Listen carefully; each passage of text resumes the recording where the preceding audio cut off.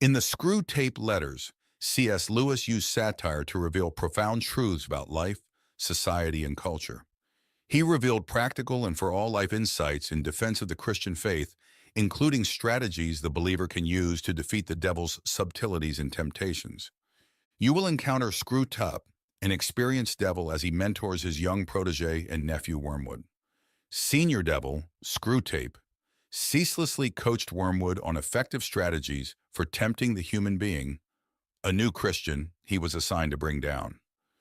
Their devilish ultimate goal is ensnaring the young Christian with beguiling and seemingly harmless temptations, thereby leading him on a gentle but steady pathway into damnation.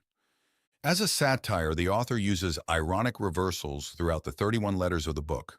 Screw Tape and his co-devils call God, our Father in heaven, the enemy, while he calls Satan, our Father below. He called humans vermins and two-legged animals. Heaven is light and perdition is nothing. The book uncovers deep spiritual truths about human weaknesses, foibles, hypocrisies, and ignorance about what motivates their actions. The devil blew the whistle on both of his frontal and subtle attack methods. These strategies also show Christians how to overcome the devil's temptations even today. Its lessons and practical applications cannot be fully explained in a few pages. But for me, highlighting these key points aids in better understanding. 1. Desiring their freedom, he therefore refuses to carry them, by their mere affections and habits, to any of the goals which he sets before them. He leaves them to do it on their own, and there lies our opportunity. But also remember, there lies our danger. If once they get through this initial dryness successfully, they become much less dependent on emotion and therefore much harder to tempt. In this part of the letters, Screw Tape discusses how God, desiring true freedom for humans, avoids manipulating their emotions and habits to automatically guide them towards him. Instead, God allows humans to make their own way. This means that faith and spiritual growth must be attained through deliberate and conscious choices, rather than merely passively following feelings or established habits. The opportunity that Screw Tape mentions refers to the demon's ability to tempt humans during these periods of initial dryness, moments when spiritual emotions are not intensely felt and the journey seems solitary or difficult.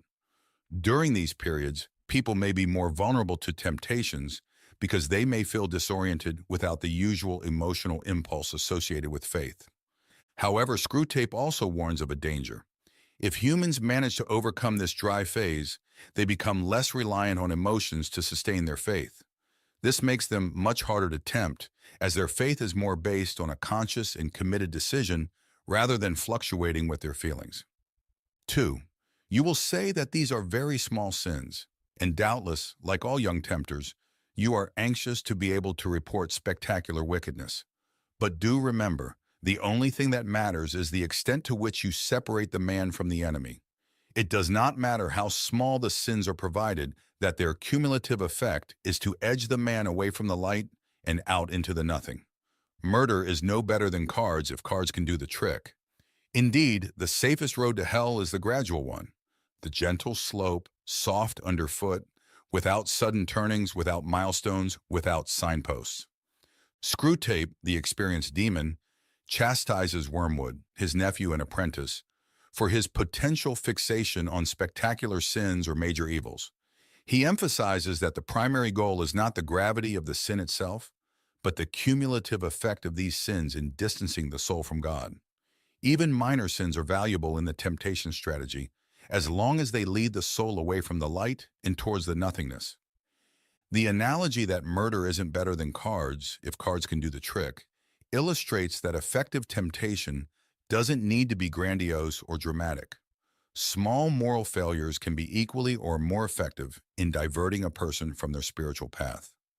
Lewis describes the safest path to hell as a gentle slope, easy to descend without the person realizing the progress towards damnation, because there are no sudden changes or obvious warnings along the way.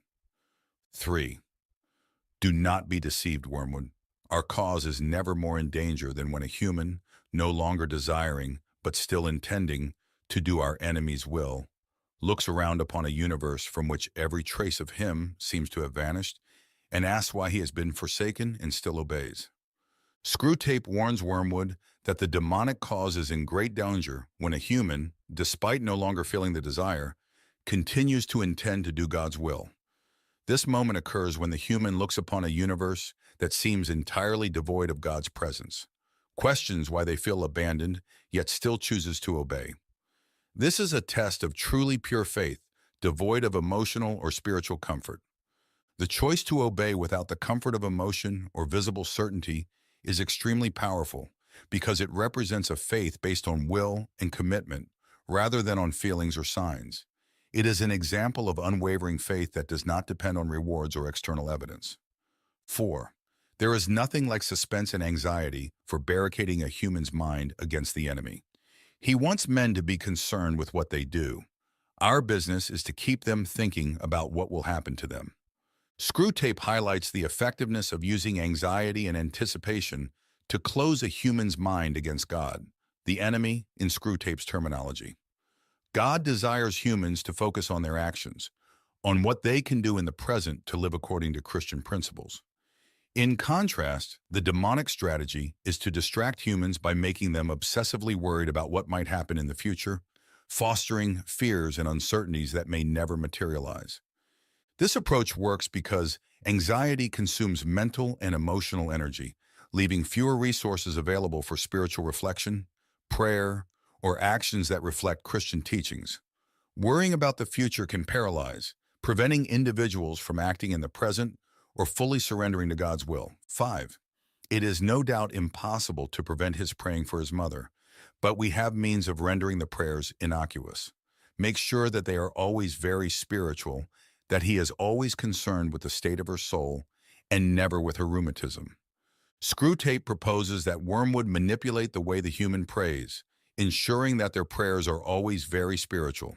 That is, he should focus solely on salvation and the spiritual condition of his mother, ignoring her earthly needs, such as relief from physical pains, exemplified here as rheumatism. This type of prayer may seem noble, but in reality, it can disconnect prayer from the practical and immediate needs of the person being prayed for. The idea is that by concentrating prayer solely on spiritual aspects, the practitioner may become alienated from earthly and everyday concerns that are also important to the Christian faith, which teaches compassion and comprehensive care for others. 6. Prosperity knits a man to the world. He feels that he is finding his place in it, while really it is finding its place in him. Screwtape describes how prosperity can make a man feel like he's finding his place in the world, when in reality, it's the world that's finding its place within him. This process of finding one's place isn't so much about the individual shaping the world according to his values, but rather the world shaping the individual to fit its structures and materialistic values. Prosperity can be seductive, causing a person to feel comfortable, secure, and satisfied within the world's systems, to the point where they begin to integrate these materialistic values into their own identity. 7. If, on the other hand, he is aware that horrors may be in store for him and is praying for the virtues wherewith to meet them, and meanwhile concerning himself with the present, because there, and there alone, all duty, all grace, all knowledge, and all pleasure dwell, his state is very undesirable and should be attacked at once. Screwtape describes a situation where a human being is aware of possible future horrors, but instead of dwelling on these fears, turns their attention to prayer for virtues to face them. Simultaneously, they focus on the present, recognizing that it is in the here and now that duty, grace, knowledge, and pleasure are found. This state of presence and readiness is seen as highly undesirable for demonic forces because the individual is cultivating precisely the qualities, courage, prudence, wisdom, that make temptations less effective. 8. When he talks of their losing their selves, he means only abandoning the clamor of self-will. Once they have done that, he really gives them back all their personality and boasts, I am afraid sincerely, that when they are wholly his, they will be more themselves than ever. Screwtape, with his cynical and distorted perspective, describes the transformation that occurs when a human abandons the noise of self-will, the incessant demand for control and personal satisfaction. He reports that according to God, by renouncing this selfish self-assertion, individuals do not lose their identity. On the contrary, they regain their true personality. God returns to them their entire personality and asserts that, once fully devoted to Him, they will be more authentically themselves than ever before. This process is depicted in a way that seems alarming and undesirable to Screwtape, as it leads humans to a deeper closeness and greater dedication to God. 9. All extremes, except extreme devotion to the enemy, are to be encouraged. Screwtape advises Wormwood to foster all kinds of extreme behaviors in humans, with the exception of extreme devotion to God. The reasoning is that extremes in almost anything else can lead to disorder, conflict, obsession, or isolation, all of which can divert a person from a balanced life focused on God. Extremes such as consumerism, fanaticism, moral rigidity, or even obsession with hobbies and interests can create barriers between the individual and God, making the person more susceptible to demonic influence. 10. If you can once get him to the point of thinking that religion is all very well up to a point, you can feel quite happy about his soul. A moderated religion is as good for us as no religion at all, and more amusing. Screwtape suggests that if the human reaches the point of considering that religion is all very well up to a point, then the demons may feel satisfied with the progress of their temptation. A moderate religion, treated as something useful only in certain situations or up to a certain limit, is, according to him, as beneficial to the demons as no religion at all, and is even more amusing because it keeps the person engaged in a form of religious practice that never reaches its full potential. This kind of superficial faith can be manipulated to never seriously challenge the individual's worldly desires, behaviors, or beliefs. 11. The enemy's human partisans have all been plainly told by him that suffering is an essential part of what he calls redemption, so that a faith which is destroyed by a war or a pestilence cannot really have been worth the trouble of destroying. Screwtape reflects on the notion that human followers of God, the enemy, have been clearly informed that suffering is a necessary part of the redemption process. In other words, suffering is not just a possibility in a Christian's life, but an expected and instructive aspect that contributes to spiritual salvation. Screwtape suggests that any faith that can be destroyed by disasters like wars or plagues was not strong or valuable enough. It is seen as fragile and easily disposable, and therefore not worth the trouble of destroying. This viewpoint is expressed in a cynical and manipulative manner, characteristic of the demonic rhetoric in the book. 12. Once you have made the world an end and faith a means, you have almost won your man, and it makes very little difference what kind of worldly end he is pursuing. Screwtape suggests that once faith is reduced to a tool for achieving worldly objectives, the process of corrupting a person's soul becomes much easier. The true essence of faith, which is the pursuit and worship of God as the supreme end, is subverted when turned into a means to attain success, comfort, or power in the material world. This inversion causes the person to lose sight of the true purpose of faith and prioritize their worldly goals over their spirituality. 13. He cannot tempt to virtue as we do to vice. He wants them to learn to walk and must therefore take away his hand. And if only the will to walk is really there, he is pleased even with their stumbles. Unlike God, Screwtape highlights that God cannot tempt people to virtue in the same way that demons tempt them to vice. God, desiring humans to learn to walk for themselves in spiritual terms, sometimes needs to withdraw his hand, allowing them to face challenges and make mistakes. This process is essential for genuine growth in faith and character. It's important to note here that if the will to walk, that is the intention to live virtuously, is present, God rejoices even in human stumbles and mistakes because they are signs of effort and part of the learning process. 14. Hence, we always try to work away from the natural condition of any pleasure to that in which it is least natural, least redolent of its maker, and least pleasurable. An ever-increasing craving for an ever-diminishing pleasure is the formula. Screwtape reveals that the goal is to take the pleasures of the natural state, where they are most authentic and reflect God's goodness, to a state where they are less natural, less evocative of God, and ultimately less pleasurable. The idea is that by doing this, humans experience a constant increase of desire for an ever-diminishing pleasure. This is the formula for creating insidious dependency, where the individual is driven not by satisfaction, but by the need to alleviate the ever-growing desire that is never truly satisfied. 15. As long as he retains externally the habits of a Christian, he can still be made to think of himself as one who has adopted a few new friends and amusements, but whose spiritual state is much the same as it was 6 weeks ago. Screwtape suggests that while a human maintains outwardly the habits of a Christian, such as going to church, reading the Bible, and praying, they may be led to believe that their spiritual state remains unchanged, even if they have adopted new friends and entertainments that are not aligned with Christian values. This scenario highlights the disconnect between the external practices of faith and true inner engagement. The danger lies in believing that the maintenance of external routines is sufficient, while the heart and mind gradually stray from Christian principles. 16. The great thing is to prevent his doing anything. As long as he does not convert it into action, it does not matter how much he thinks about this new repentance. This subtle tactic that demons employ to weaken a person's spiritual effectiveness, preventing good intentions, such as repentance, from translating into practical actions.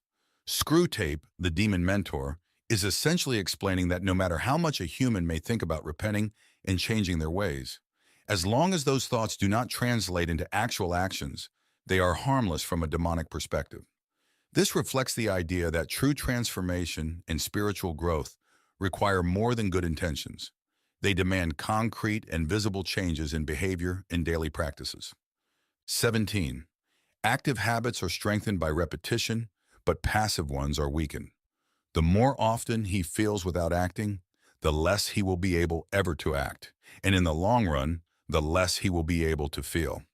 Screwtape describes that active habits, those involving concrete and decisive actions, are strengthened each time they are practiced. On the other hand, passive habits involving inaction or hesitation become weaker with repetition. The crucial point here is that the more often a person feels something without acting on that feeling, the less capable they will be to act in the future.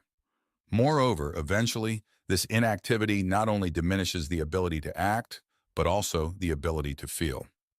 18. About the general connection between Christianity and politics, our position is more delicate. Certainly, we do not want men to allow their Christianity to flow over into their political life, for the establishment of anything like a really just society would be a major disaster. On the other hand, we do want, and want very much, to make men treat Christianity as a means, preferably, of course, as a means to their own advancement, but failing that, as a means to anything, even to social justice. Screwtape, the demonic mentor, explains the delicate approach demons must adopt regarding the connection between Christianity and politics.